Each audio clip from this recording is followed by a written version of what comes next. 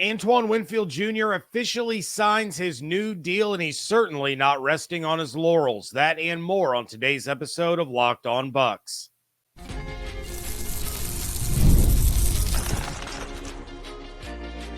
You are Locked On Buccaneers, your daily Tampa Bay Buccaneers podcast.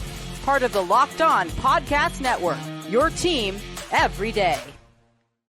What's up, and welcome into this Tuesday episode of Locked On Bucs, your daily podcast covering the Tampa Bay Buccaneers, part of the Locked On Podcast Network, your team every day. I want to thank you for making Locked On Bucs your first listen review every single day.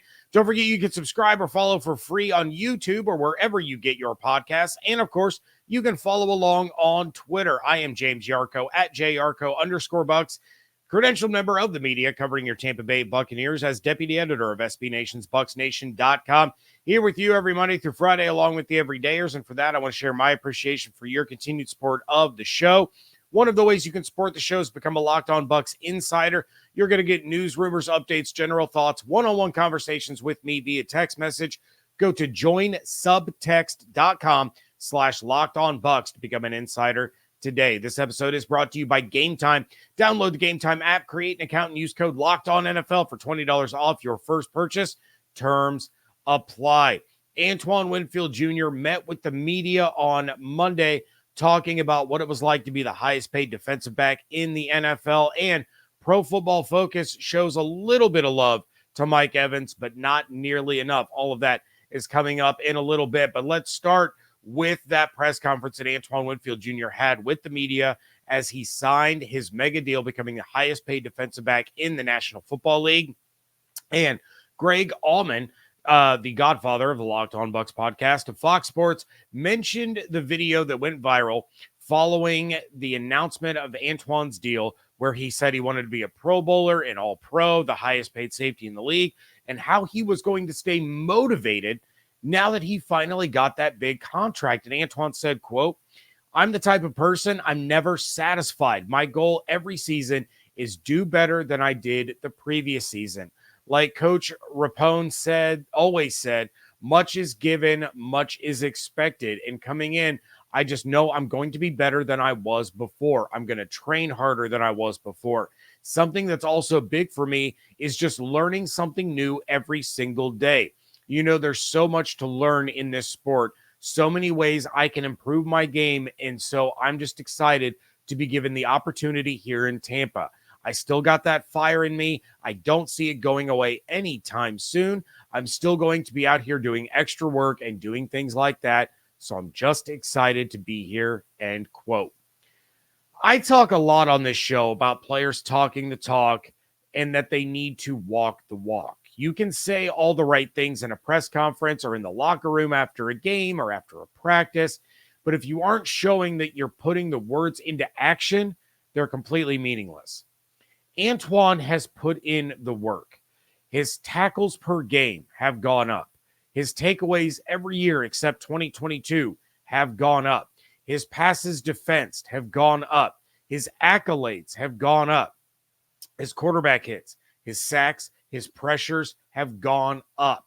His missed tackle percentage has gone down. Everything about Antoine, from what he says to his actions on the field, have shown that he walks the walk. First team All-Pro, two-time NFC Defensive Player of the Week in 2023, NFC Defensive Player of the Month in December last year, the most forced fumbles in the NFL last season, the most fumbles recovered last season, finished 6th in the AP Defensive Player of the Year voting, which in my opinion was way too low. This guy is doing it all, and that's why he got paid what he did. But he also got paid the way he did because Jason Light, Todd Bowles, and the organization know who he is. He's a guy that walks the walk. Captain, leader, tone setter, reliable defenseman that can do any and everything that he is asked to do. Zone coverage, man coverage, blitz, run defense, cover a receiver, cover a tight end, make a huge play at a pivotal moment. There is a reason that David and I began calling him Antoine Himfield on this show last season. And I'm not going to sit here and say that we started a trend. but we kind of started a trend. And it was because of the player that Antoine was and the player that he is. He's not going to take his money and disappear the way we've seen other players do. Chris Johnson always comes to mind when we talk about these record-setting contracts and then not seeing the return on investment. CJ2K disappeared after he got his money, and it killed the Titans for a few years. Ezekiel Elliott got a huge amount of money, didn't live up to it. Daniel Jones, Quan Alexander, Russell Wilson.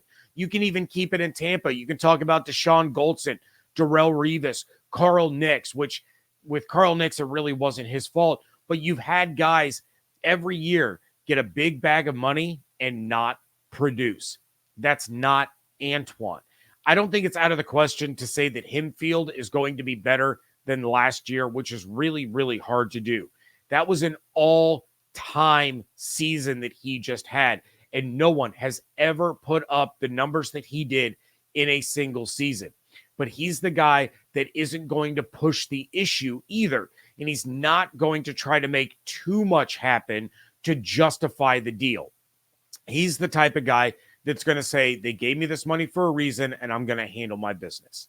And yeah, there were people in the YouTube comments talking about how bad of a signing it was, and they'll be the ones in the comments talking about how he didn't perform if he doesn't reach the same stat lines as last year. But look at the impact that he makes week to week, play to play. There is not a player on this defense outside of maybe Levante David that is as impactful and consistent as Antoine Winfield Jr. is, play in and play out. And if the Buccaneers didn't make him the highest paid safety or the highest paid defensive back in the National Football League, then half of the teams in the league would have been lining up to do it and get him in their building, on their field, in their locker room. In order for Antoine Winfield Jr. to have a better season than he had last year, that does not mean he has to exceed an unprecedented stat line. It doesn't mean that he has to lead the league in forced fumbles and in fumble recoveries and be one of the top safeties in the NFL in tackles and be one of the top safeties in the NFL in sacks. That's not what that means.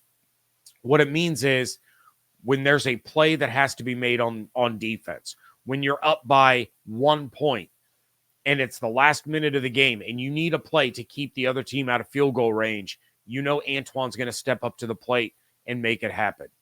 When a team is in the red zone and you need to try to create a turnover and swing momentum, you know Antoine is going to be there. When you have to rely on a guy to do his job and stop the opposing offense, Antoine is going to be that guy. I talk a lot about Antoine's stat lines from last year because they were unprecedented. Only player in NFL history to have 120 plus tackles, 4 plus forced fumbles, 2 plus interceptions, and 5 plus sacks in a single season. And he did it last year. That's why he just got $84 million.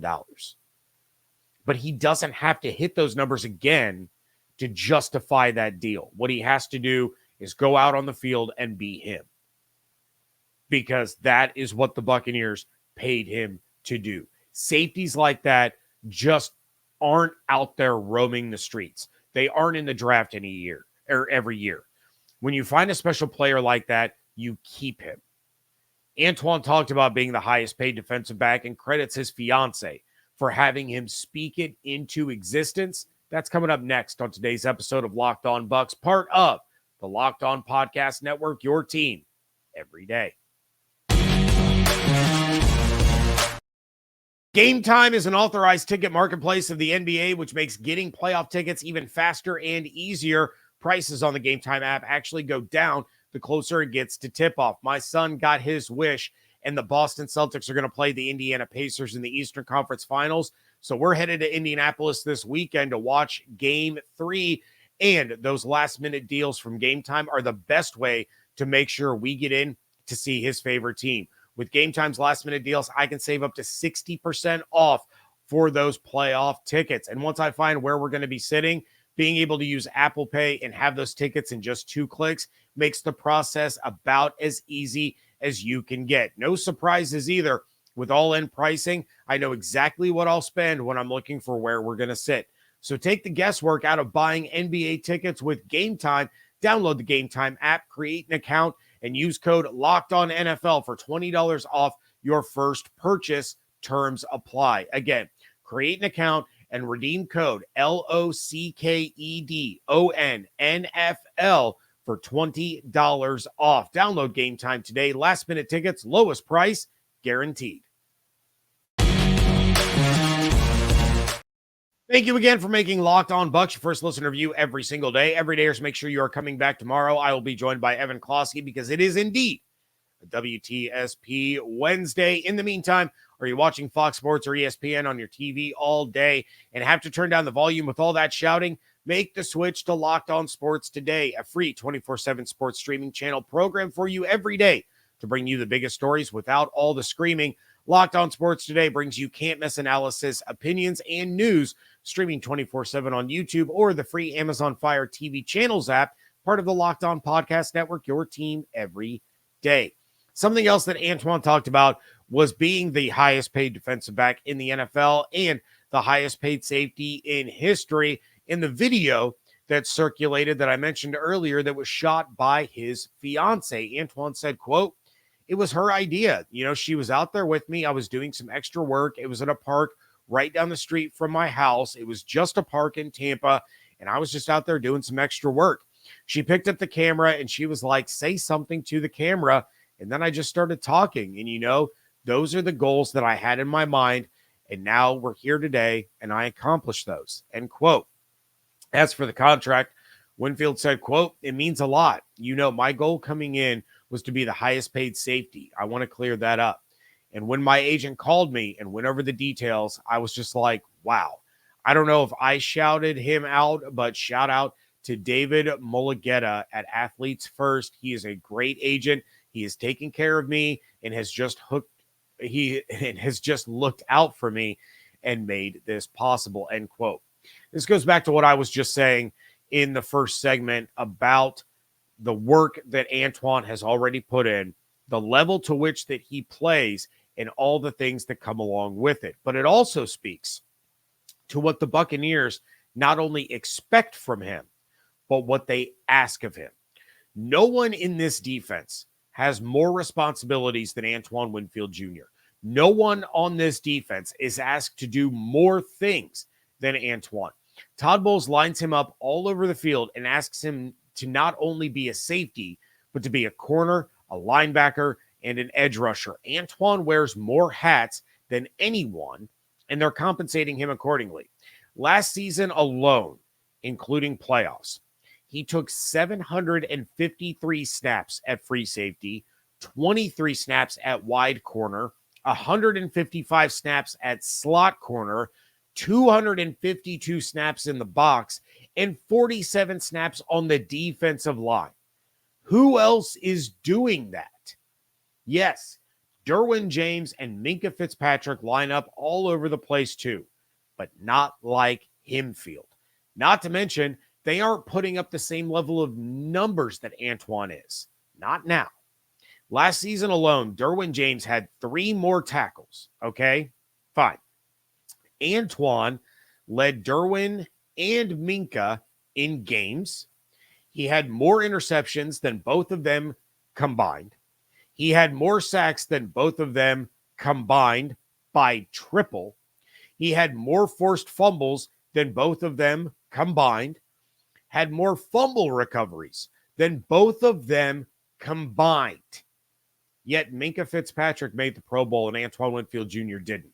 He got the All-Pro, which is more important. This is why when we talk about the Pro Bowl snubs, why Pro Bowls should no longer carry the weight that they do in Hall of Fame voting. You should look at All-Pros. You should look at second team All-Pros. You should look at all defensive teams. You should look at all offensive teams, not Pro Bowls, because Pro Bowls are merely a popularity contest at this point. It's what famous player, what player's name do I recognize from another team can I vote for to go ahead and go to the Pro Bowl?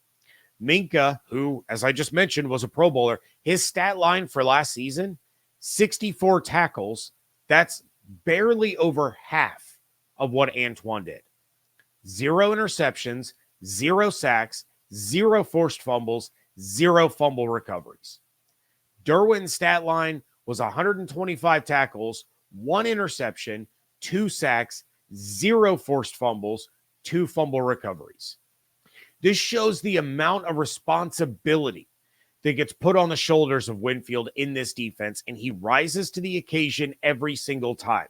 This is why he's worth over $84 million and why he is now getting paid more than the 2 previously highest paid safeties in the league, Derwin James and Minka Fitzpatrick. More sacks than any other safety in the NFL. Tied for the most forced fumbles in the NFL with Bradley Chubb. Tied for the most fumble recoveries in the NFL with Micah McFadden. And he's just now entering his 5th season in the NFL. This is the safety in the NFL with the most pressure put on him to perform week in and week out because of the responsibilities that he has. And now that pressure has grown exponentially because of the money that is tied to him. The Bucs didn't just pay a safety. They paid a safety, corner, edge, linebacker, defensive lineman. They paid one of, if not the best player in the league at his position, exactly the amount they should have in order to secure him for the next 4 years. If any other team in the NFL came away from free agency with Mike Evans, Levante David, Antoine Winfield Jr., Jordan Whitehead, and Baker Mayfield, they would be headlining NFL Network for weeks. And they would be talking about how much that team killed it in free agency, how much better Team X just got, what all these players do to put Team X over the top and contend for a Super Bowl, but they were all in-house signings for Tampa. So it doesn't grab anyone's attention. It doesn't create clicks. It doesn't create views. It doesn't create buzz. All it does is point to the fact that Jason Light and his team there in Tampa are doing an unbelievably incredible job of not only finding talent, but then keeping that talent in-house. The Bucs are doing it about as well as any team can. And Antoine made it very clear in his press conference on Monday that the money is great. And he's been smiling about it nonstop. And it's exciting and all of that. But he wants another ring. You have someone as talented and motivated as Antoine Winfield Jr. fighting tooth and nail every week, every day at practice, every day in the film room, every day in the locker room, every Sunday or Monday or Thursday or whenever game day is, going up against these other teams, motivating his teammates, teaching them, leading them, building them up to win another championship after getting one in his rookie season. He might just put the team on his back and take them all the way there. And I know there's still going to be some detractors in the comments talking about how he's overpaid or, pointing to the divisional round against the Rams in 2021 or, other such things. I had mentioned that to my son when we were driving to Pittsburgh for his hockey tournament this past weekend. And he just goes, Antoine had a bad play. He's like, Tom Brady threw interceptions. Mike Evans has dropped passes. Jerry Rice dropped passes. Barry Sanders got tackled for loss. Bad plays are going to happen. Just so happened on that one play, Antoine was the guy that, got burnt. And yeah, there was confusion on the defense. Half the defense thought it was one play. Half the defense thought it was another play. It was a broken play. And it was the worst time for there to be a broken play, but it happens. Just because Antoine is the highest paid defensive back in the league, just because I come on this show or I write on Bucs Nation about how he's the best safety in the NFL, that doesn't mean that he's not going to get beat. That doesn't mean that he's not going to have plays that he wishes he could have back. There isn't a single player in the history of this game that doesn't have those moments. We can talk about Tom Brady being the GOAT. He lost Super Bowls to Eli Manning and Nick Foles. He threw an interception at the goal line in his last snap as a New England Patriot. He lost to Peyton Manning. He lost to Ben Roethlisberger. He wasn't perfect. Antoine's not going to be either. But what he is the best player in the league at his position. And it's because not only does he play his position better than anybody else in the NFL, but then he plays other positions on the defense better than other players at those positions. Antoine is a game-changing player. And when you have those players, you pay them and you keep them and you build around them. Pro Football Focus gives a little bit of love to Mike Evans, but as usual, it isn't enough. That's next on today's episode of Locked On Bucs. It's winner take all time in the NBA and NHL, and FanDuel is giving you a shot to bring home a big win of your own. Right now, new customers get $150 in bonus bets with any winning $5 bet. That's $150 to bet on spreads, money lines, player props, parlays, over-unders, and much, much more. Bet on everything from slap shots to home runs to slam dunks, all on an app that is safe, secure, and easy to use. The Boston Celtics are the favorites to win the NBA Finals at minus 150, followed by the Minnesota Timberwolves at plus 270, then the Dallas Mavericks at plus 500, and then the Indiana Pacers as the long shot at plus 2,800. In the race for Lord Stanley's Cup, the greatest trophy in all of sports, the Dallas Stars are now the favorites at plus 190, followed by the Florida Panthers at plus 210, and then the New York Rangers at plus 350. Visit FanDuel.com/LockedOn and make every playoff shot count. FanDuel, America's #1 sportsbook.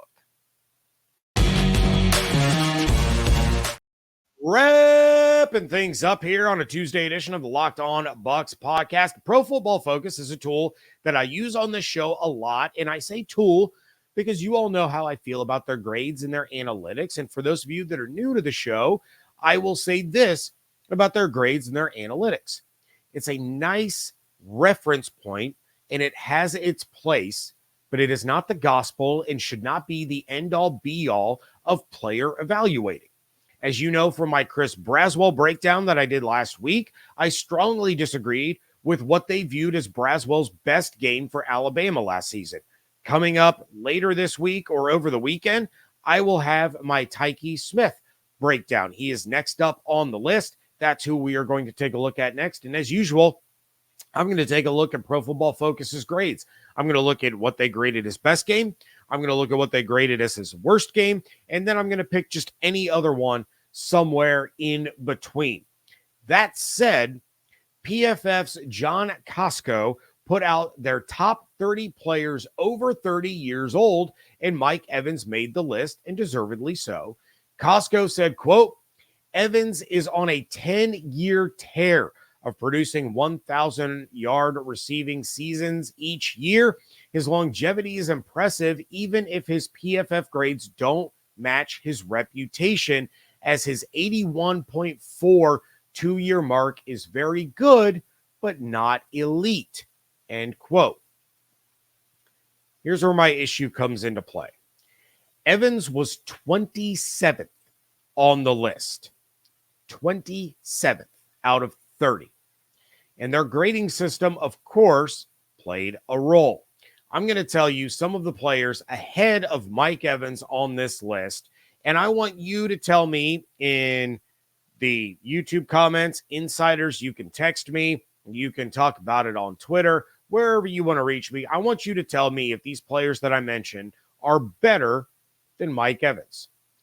George Kittle was 4th. Matthew Stafford was 5th after missing significant time over the 2-year span that he, was comparing for Mike Evans. Kirk Cousins is 8th. Devontae Adams is 9th, where they blamed the quarterback for his poor grades. And while there might be some validity to that, he still hasn't done what Evans has done. Keenan Allen is 16th. Seriously? Keenan Allen is 16th. 11 spots over Mike Evans. Dak Prescott is 18th. Cooper Kupp is 20th and has been, to put it nicely, not good since the Rams Super Bowl season. In fact, they use Evans' grade from the last 2 years as the reason he's not elite. But Costco said this about Kupp, quote, Kupp battled injuries all season in 2023 and earned just a 71.1 PFF receiving grade. That shouldn't take away from his accomplishments in 2021 when he led the Rams to a Super Bowl, but there are concerns he might never get back to the receiver he once was, end quote.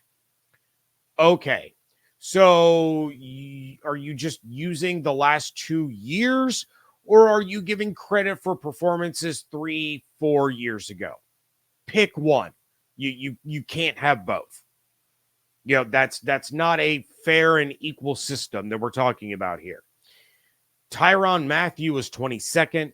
Morgan Moses is 23rd. Aaron Rodgers is 24th, which I'm not saying that Evans is a better receiver than Rodgers is a quarterback. But having him below Dak Prescott and Kirk Cousins is certainly a choice here. Then you have Stephon Diggs at 26th. And there's certainly an argument that can be made that Stephon Diggs is a better overall receiver, but I would argue that he's also a little bit of a head case, and you never actually know if he's going to show up and play or not. Here's my thing. If you're going to make a list of the best players above a certain age or based on a certain metric, you have to have the same criteria for all of those players. Base it off last year. Base it off the last 2 years. Base it off of their career up to that point. Base it off your projection for what they will do next year. But have the same criteria for everyone. You can't tell me that Evans isn't elite because over the last 2 years, his grade is an 81.4. But then tell me that, yeah, Cooper Kupp sucked the last 2 years and had a grade of 71.1. But do you remember 2021? That was awesome. And he won me my fantasy championship. It doesn't work that way. Mike Evans doesn't become the only receiver with 10 consecutive seasons of 1,000 yards or more to start a career by accident. He doesn't start to see his chance to break the most consecutive seasons all time held by Jerry Rice within reach by accident. He isn't coming off one of the best seasons of his career by accident. All the while fighting through injuries, playing hurt year after year after year, doing it with quarterbacks like Josh McCown and Mike Glennon and Jameis Winston and Ryan Fitzpatrick. He doesn't get to that point because he's lucky. Mike Evans gets to that point because he's elite. He is more of an elite receiver than Dak Prescott or Kirk Cousins are elite quarterbacks. He is definitely, without hesitation, without question, a better receiver than Keenan Allen. At this point in time, he's arguably better than Devontae Adams or Cooper Kupp. And then arguably better than Stephon Diggs because of what I already mentioned. Derrick Henry is 10th on this list, and he is rapidly approaching the running back cliff that I have talked about on this show. I'd say it's far more likely that Evans has 1,000 yards and 8 touchdowns receiving than Derrick Henry has 1,000 yards and 8 touchdowns rushing. Some of the players on this list are future Hall of Famers. Some are, in my opinion, appropriately placed. Trent Williams, Tyreek Hill, Chris Jones being in the top 3, I have no problem with that. I can get behind that 100%. But George Kittle at 4 after the season that he had last year and above Travis Kelce, who was 7th, it just seems to me that this list cherry-picked based on what grades and what stats and what moments Costco wanted to use to justify his preconceived position rather than making things a level playing field across the board for all 30 of these players. Either way, Evans probably still wouldn't have gotten the love that he likely deserved, but we know all too well about the Bucs and their players being overlooked, underestimated, underappreciated. It's what they thrive on. It's what they hang their hat on. It's what they go out there week in and week out to show all those people that they got it wrong. And all due respect to John Costco and all the work that he puts in at Pro Football Focus, he's a nice dude. But I'm going to vehemently disagree with the list that he put together talking about the top 30 over 30 when you're going to sit there and make excuses for Devontae Adams and you're going to make excuses for Cooper Kupp, and then you're going to sit there and knock Mike Evans because of his last 2 years of player grades when you had Tom Brady not playing well, you had the offensive line in shambles, you had a new offensive coordinator and a new offensive system, and he still managed to put up a career year with Baker Mayfield, and you're still going to say that it wasn't good enough? Nah. Mike Evans is a Hall of Fame player. Mike Evans is elite. Mike Evans is a first ballot NFL player and a person, and you got the list wrong. And John, if you see this, if you hear this, and you disagree with me and you want to come on the show and discuss it, you have an open invitation, sir, because as I said, you are a nice guy. I like your work. I love what you do, but I'm going to disagree with you on this one. That's going to do it for this episode of Locked On Bucs. Please check out everything going on over at BucsNation.com. Follow on Twitter at Locked On Bucs, at @JYarcho_Bucs. Make sure that you are subscribed on YouTube or wherever you get your podcast. If you're not able to sit down and watch on YouTube and you want to take me in the car on your way to work, on your way to, kids soccer practice or anything at all, pop me on in the car, listen on the podcast platform, and, take Locked On Bucs on the go. It's family friendly. You can listen on your way to the kids' practices. And of course, you can become a Locked On Bucs insider. Go to joinsubtext.com/LockedOnBucs. Hope you all have an absolutely outstanding day. Stay safe, stay healthy, fire the cannons. I want to thank you so much for joining me right here on Locked On Bucs, part of the Locked On Podcast Network, your team every day.